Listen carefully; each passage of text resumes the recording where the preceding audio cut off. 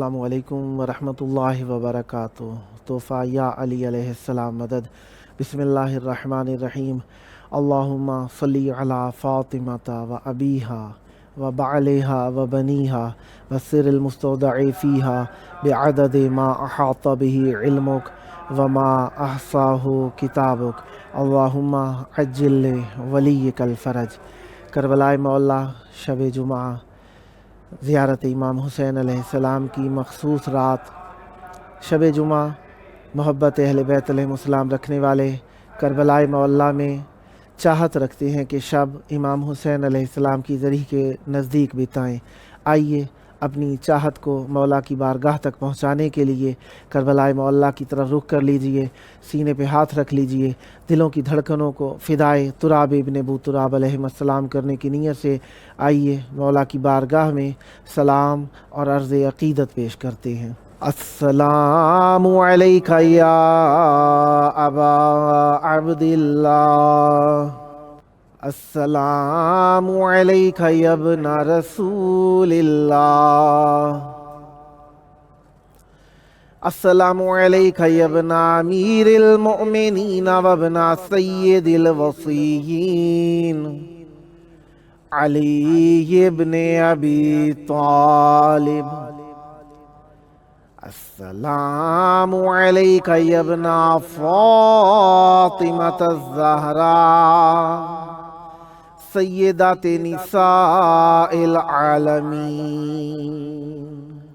وعلى الأرواح التي حلت بفنائك عليك مني سلام الله أبدا ما بقيت وبقي الليل والنهار ولا جعله الله آخر العهد مني لزیارتکم۔ السلام علی الحسین وعلی علی ابن الحسین وعلی اولاد الحسین وعلی اصحاب الحسین۔ یا لیتنا کننا معکم فنفوز فوزا عظیما۔ السلام علیکم ورحمۃ اللہ وبرکاتہ۔ السلام علیکہ یا مولا یا ابا الفضل العباس یا ابن امیر المؤمنین وابن قائد الغر المحجلین المطیع للہ ولرسولہ ولأمیر المؤمنین والحسن والحسین۔ السلام علیکہ یا قطیع الکفین، السلام علیکہ یا قمر العشیرہ، السلام علیکہ یا حجاب زینب، السلام علیکہ یا باب الحوائج۔ السلام علیکم ورحمۃ اللہ وبرکاتہ۔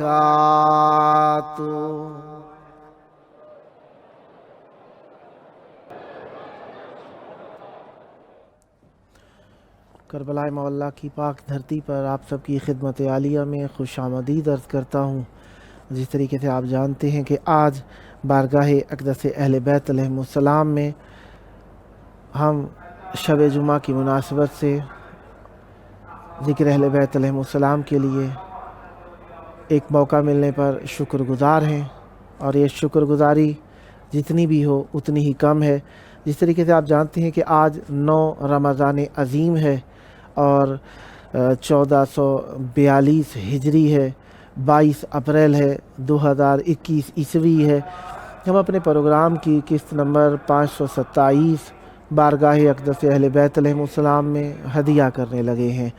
आज हमारे साथ मेहमान होंगे ज़ाकिर अहले बैत अलैहिस्सलाम अता हुसैन चांडियो साहब, कोट डीजी सिंध पाकिस्तान से, और दूसरे मेहमान होंगे हमारे साथ शायर अहले बैत अलैहिस्सलाम मुजाहिद अली ज़फ़र साहब, हैदराबाद दक्कन अल हिंद से। खुदावंद मुताल का शुक्र है कि उसने हमें एक और लम्हा, एक और वक्त, एक और घड़ी ज़िक्र अहले बैत अलैहिस्सलाम के लिए नसीब फरमाई।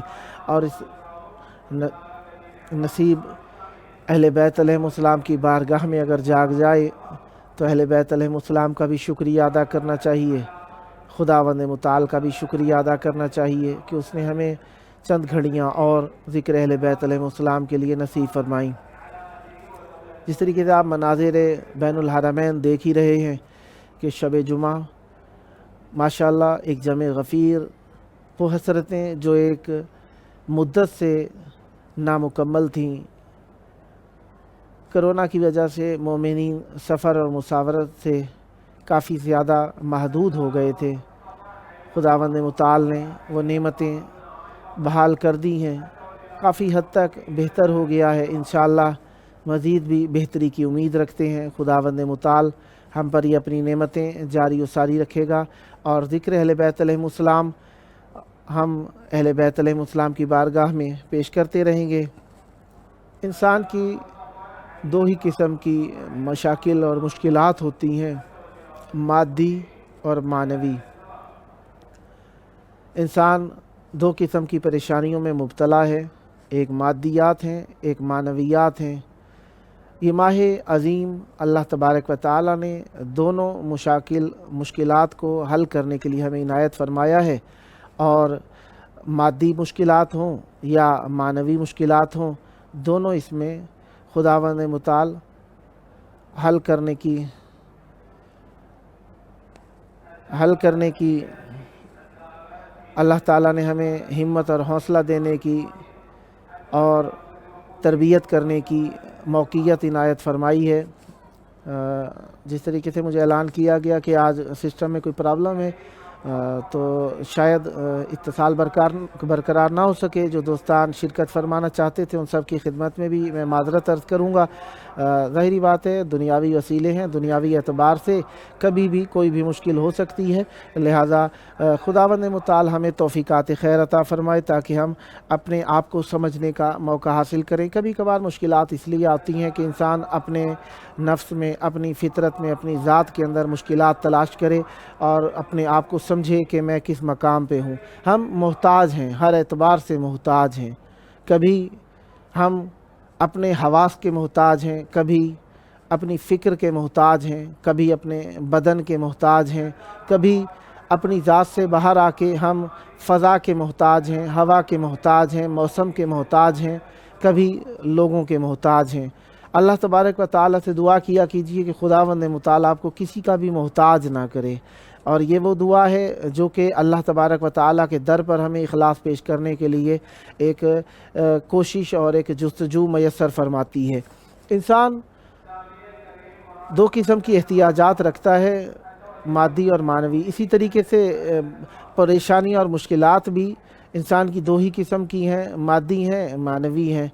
और जब मानवियात पे बात आती है तो इंसान दीन की बात करता है, अक़ीदे की बात करता है, ताक़ुल की बात करता है, फ़िक्र की बात करता है, शऊर की बात करता है और अपनी तफक्कुरात की बात करता है। जब इंसान की मुश्किलात मादियात पर हों तो इंसान को खुदावंद मुताल की बारगाह में इल्तिजा के लिए कहा गया। उसके लिए बेहतरीन तरीक़ा हर मज़हब ने, हर मकतब फ़िक्र ने, हर अक़ीदे ने कुछ ना कुछ अपनी इस्लाह के लिए तरीक़े बयान किए। इस्लाम दुनिया का वाहिद और यकता मज़हब है जो हर एतबार से हर दौर के अंदर कामिल और अकमल है।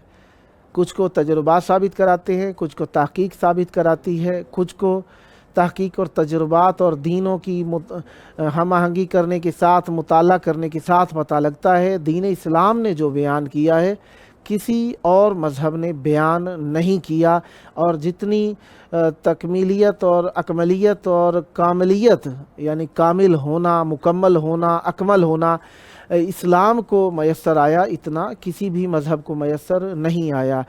دیکھیے، ہادی اور منجی ہونے کے اعتبار سے آئیں تو حجت خدا عجل اللہ تعالی فرجہ الشریف کے بارے میں ہمارے نظریات یقیناً ہر مذہب، ہر فکر اور ہر مکتب فکر کے اعتبار سے کامل ہیں کہ ہمارے منجی وہ منجی ہے۔ اول تو کامل ہونے کے لیے ضروری ہے کہ ہادی اس کی طرف سے ہو جس کی طرف سے دین ہے۔ ہمارے ہادی اس کی طرف سے ہیں جس کی طرف سے دین ہے، یعنی اللہ کی طرف سے ہمارے ہادی معین کردہ ہیں۔ اور یہ کہ ان کے پاس ہر اعتبار سے علم ہے، یہ بھی ایک دلیل ہے۔ بہرحال یہ ہو گئی ضروریات وہ جو کہ ہادی کے اعتبار سے ہیں، اور دینی ضروریات کے اندر ہماری دین العلم و علمان، علم الابدان و علم الادیان، علم دو ہی قسم کا ہے، یا تو بدن کا علم ہوتا ہے یا دین کا علم ہوتا ہے۔ باقی چیزیں جتنی بھی ہیں انہیں علم نہیں کہا گیا، انہیں صنعات کہا گیا ہے۔ دین علم ہے، دین کے بارے میں معلومات علم ہے، یا پھر بدن کے بارے میں۔ بدن سے متعلق یہی ہے کہ ہم جسے پرانے زمانے کے اعتبار سے علمی اعتبار میں لے آئیں، جو کہ اب بھی رائج ہے اور بہت ہی زیادہ اس میں علاج دریافت ہیں اور ابھی تک موجود ہیں۔ اسلام کے تعلیمات میں بھی اس کا کافی دخل ہے۔ تو وہ مثلا حکمت جسے کہا جاتا ہے، حکیم، طباب جنہیں کہا جاتا تھا، اور ڈاکٹریٹ بھی کہہ سکتے ہیں ایک حد تک۔ تو بہرحال یہ علم الابدان میں شامل ہے۔ علم الادیان کے اندر ہمارے پاس آ جاتا ہے قرآن، حدیث، معصومین علیہم السلام، ان سے متعلقہ علم اور ان سے متعلقہ معلومات۔ دین کے اندر پھر فروعات و اصول کی بات آ جاتی ہے، تو اس طرف بڑھتے ہیں۔ بہرحال رمضان عظیم اپنے اعتبار سے کامل اور اکمل ہے، اور کامل اور اکمل ہونے کے اعتبار سے خداوند متعال نے ہمیں ذکر اہل بیت علیہم السلام اور اہل بیت علیہ السلام سے متعلقہ تعلیمات کی طرف مائل کیا ہے۔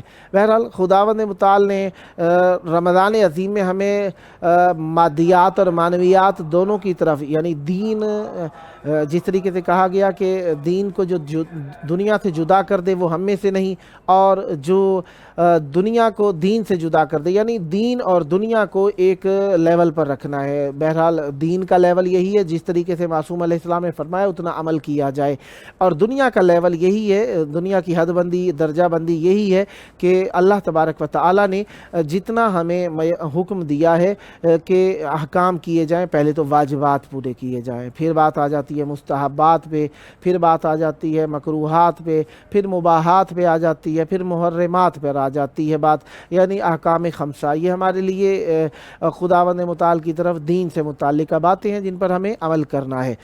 اب بات جب مادیات اور معنویات پہ آئی تو کھانے کے لیے بھی وقت معین کر دیا گیا، اور کھانا نہ کھانے کے لیے بھی وقت معین کر دیا گیا، یعنی خداوند متعال کو ہماری بھوک نہیں پہنچتی بلکہ ہمارا اخلاص پہنچتا ہے۔ روزے کا ہدف بھی یہی ہے کہ انسان، دیکھیں آج کا پروگرام تھوڑا سا مختلف ہو جائے گا، تو اس اعتبار سے کہ رمضان عظیم ہے اور رمضان عظیم کے دن چل رہے ہیں، عظیم دن ہوتے ہیں، عظیم چند اعتبار سے ہوتے ہیں، حوصلے کو بڑھانے کے لیے ہوتے ہیں، ہمت کو بڑھانے کے لیے ہوتے ہیں، قوت کو بڑھانے کے لیے ہوتے ہیں، فکر کو بڑھانے کے لیے، شعور کو بڑھانے کے لیے ہوتے ہیں۔